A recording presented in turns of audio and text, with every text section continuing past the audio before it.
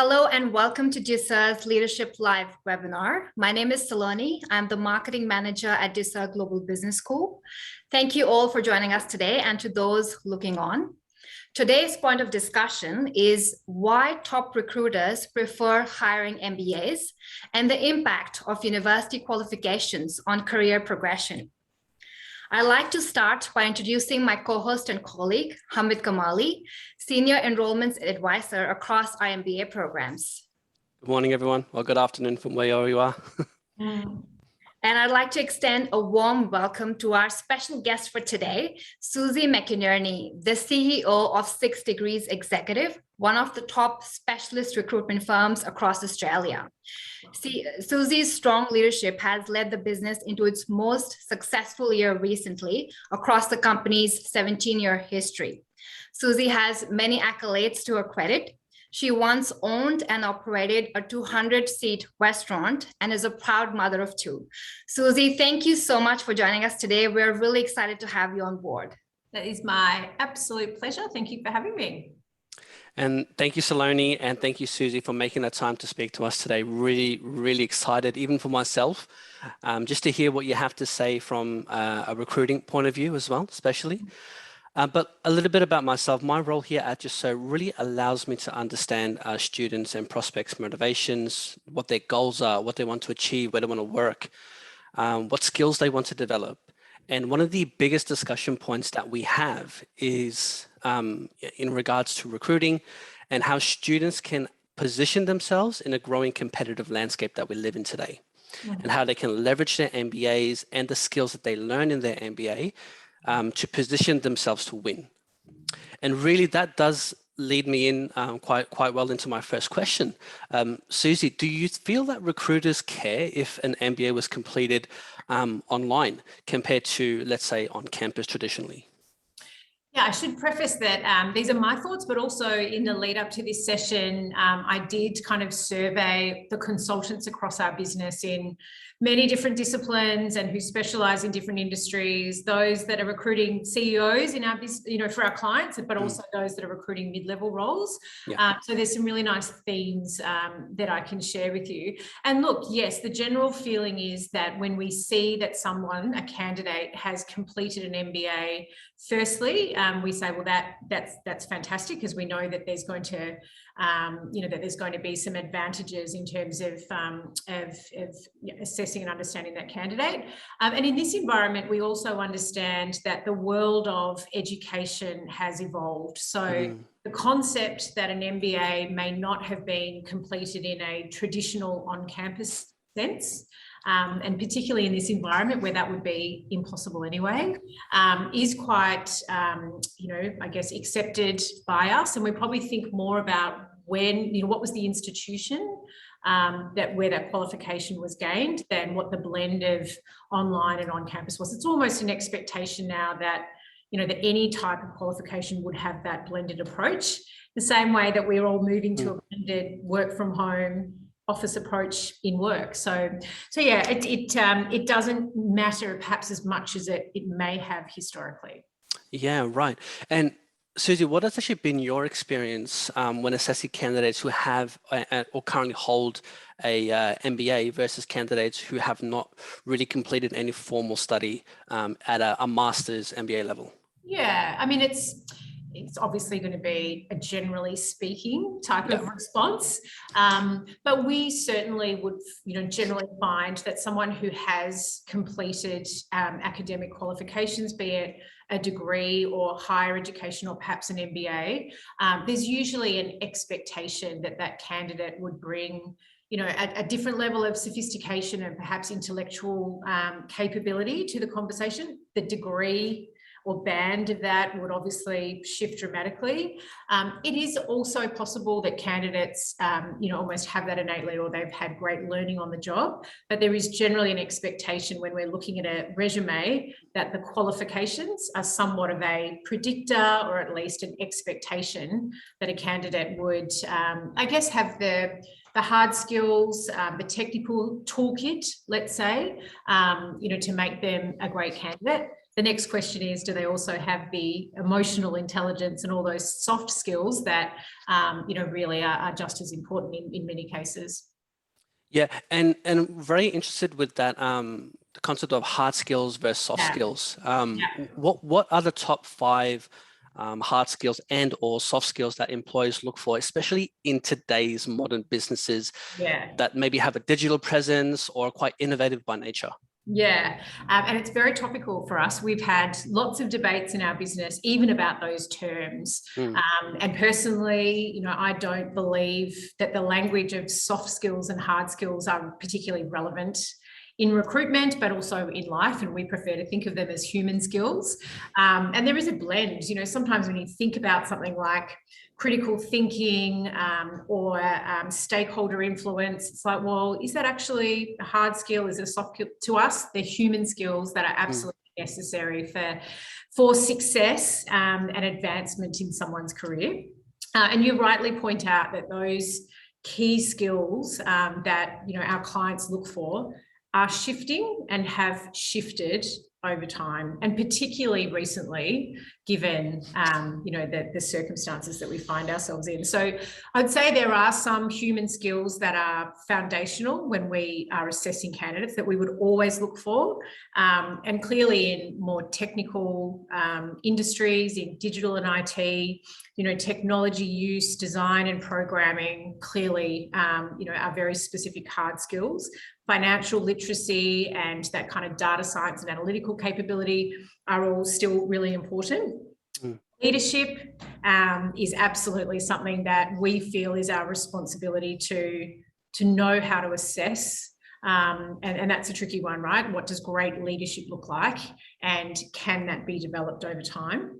But as far as some of these future skills that are going to become even more important and are important already, active learning, resilience, stress tolerance, flexibility, this is all new language in terms of what clients would be looking for in candidates to ensure that they are equipped with the human skills to deal with an environment that is evolving and also really challenging. So there is a shift occurring, and we need to be very much on top of understanding what those skills are, why they're important, and how to assess for them through our process. Yeah, love that. Kind of expanding it into human skills rather than defining it as a soft skill or a hard skill, which is fantastic. Yeah, absolutely. Speaking of clients, do companies that use your recruitment services request or prefer candidates who have an MBA to even consider their candidacy? Do they use it as a way to, let's say, funnel out and shortlist candidates? Well, they can do. It depends. Not in every case. I would say that because we do mainly white collar recruitment, nearly every brief or every job description would say that a degree qualification is mandatory. It will often also say an MBA is preferred. The degree to which a client upholds that as being a key criteria for someone to, even land on a shortlist is a bit variable. And what we find is that sometimes whole organisations place a very high value on that type of qualification. So they will have almost a mandatory gate, I guess, and that does happen in sophisticated businesses, in multinational organisations. So that can happen where it is a deal breaker. In other cases, it depends on whether the hiring manager has that type of qualification, because often someone who's completed an MBA will have understood the value that MBA or that qualification has meant for them in their career, and therefore they will have it higher up on the list of must-haves when they're assessing other candidates. So we nearly always ask to present candidates that have those qualifications, either mandatory or preferred, and then it really depends on the client and the organisation as to just how much they uphold that as being one of the conditions of assessment. Wow. Yeah. Wow. And Suzie, we actually have a lot of students that come from quite high level roles, quite strong candidates. And what we notice is that there's a competitive market that we live in today, especially within that digital space. With regards to candidates who are applying for highly competitive roles, let's say, a cybersecurity manager role, a general manager, executive level roles, does having an MBA help them differentiate themselves as a, compared to other candidates who, let's say, have those 20 years of executive experience, but have not really studied at a master's level, for example? Yeah, I think it can do, but it probably means more in terms of how we would position someone's future potential. Wow. So it's one factor as far as, does that person have the qualification to make them suitable for this job? But for us, the real difference is to demonstrate to a client that you may be looking to hire this person in a cybersecurity role, but because they have an MBA, or because they have shown a commitment to continuous learning and upskilling, because they have more commercial bandwidth to their experience, to their toolkit, you're hiring that person for this role today, but we believe they're a better hire because their potential for advancement in your organization and perhaps the value they might provide the organization outside of just that one highly technical role is what makes them a great hire for today, but also for tomorrow. Wow, love that. And one of the things that isn't really commonly discussed within the education space at times, and this is something that we really want to change, is the topic around highly academic style MBAs versus more practical industry focused MBAs.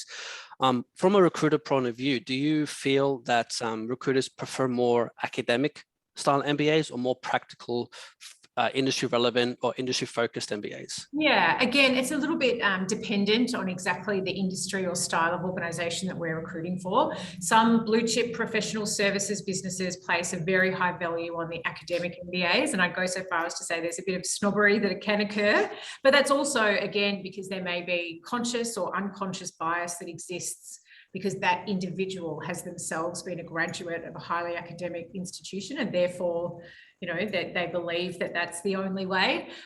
Again, I would say that from our perspective, practical application, real commercial experience that can be brought into the assessment and the interview does carry a very, a big weight, I guess, in terms of that. You can talk about things in theory, but when we're assessing, we are always looking for, give me evidence that demonstrates that you've taken that concept and actually applied that thinking. What was the situation? What action did you take? And more importantly, what was the commercial outcome or the result of that? So practical application for us is particularly important because it's a predictor of how that person might behave in an organisation and what kind of results the organisation might expect as a result of that. So I think that's changed, definitely. It probably historically was just, if you're going to do an MBA, you do the academic MBA and you get your work experience at work.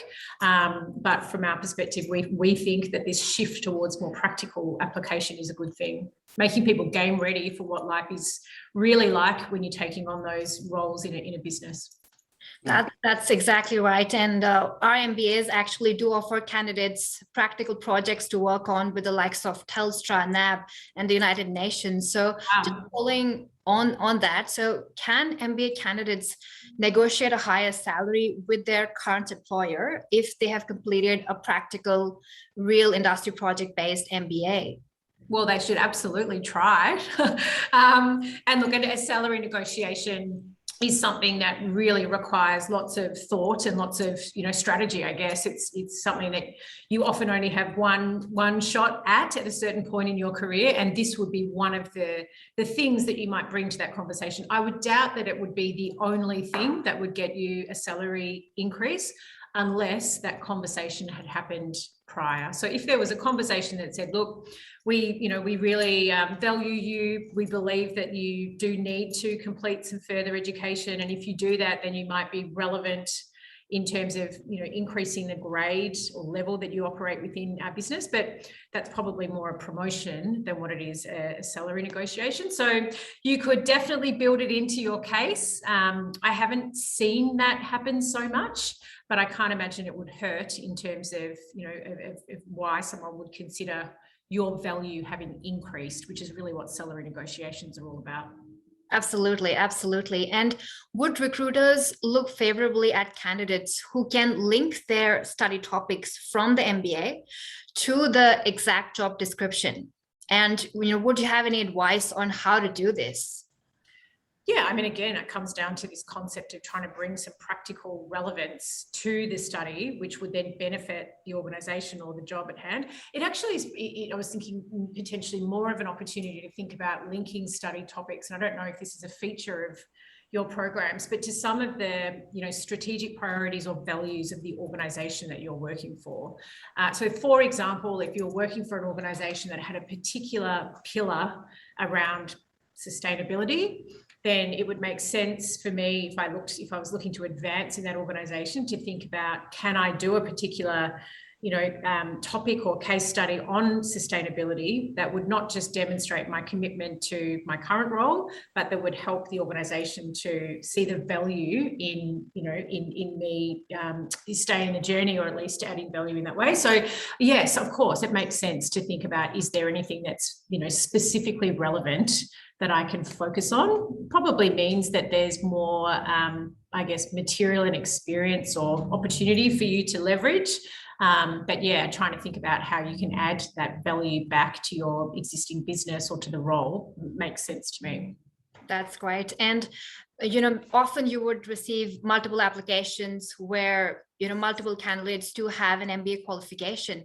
So in that scenario, what are the points of interest? Would you look at, if they completed an MBA while working full time, or if the MBA was specialized in a certain area, such as cyber and data management, or innovation and leadership? Both. So one of the things I would absolutely say is that it doesn't matter whether it's a graduate that we're recruiting or whether it is a senior executive. Any candidate that demonstrates that they can work full time, do volunteering or community work, or commit to study, sends a message to us that that person is disciplined, that they're driven, that they're organised, and that they're committed to being a good corporate citizen, to being a good person. So we do definitely look at that, like what is going on for this person. And if they have achieved a qualification whilst working full time, we see that as being a really good thing, a good demonstration of the types of behaviours that a business might expect from someone, going the extra mile, as I said, being committed and disciplined and organised in achieving their goals, and that's a huge tick. And again, if I was thinking about doing an MBA, and if I did have the opportunity to pull out specialised topics, I would be focusing on those things that were either emerging trends or kind of, burning platforms or areas of consideration broadly in the economy or in business, or things that are very relevant to the organisation that I'm hoping to build my career with. So I would say both. Yeah, fantastic. And that makes perfect sense. And that brings us to our last question for today.